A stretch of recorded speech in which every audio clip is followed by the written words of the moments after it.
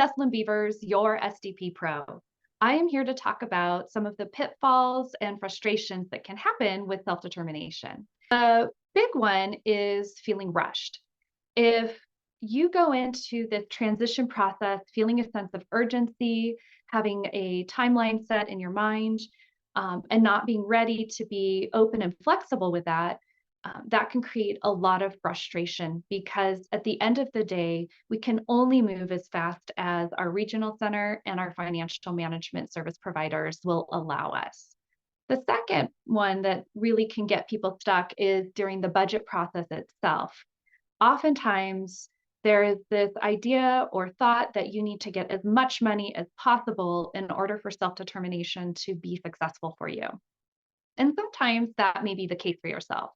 But other times, and more frequently that we see, is sometimes you can get a budget that is good enough to help you get started.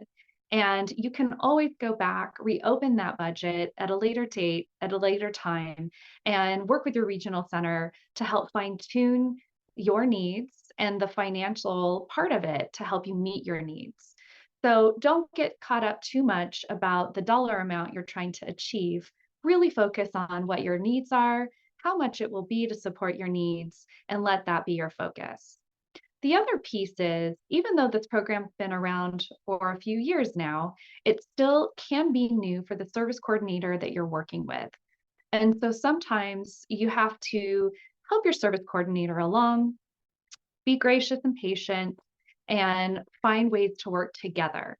Lastly, I think another big one that we see is that people don't realize they can ask for help at the beginning, and that usually helps for a smoother process.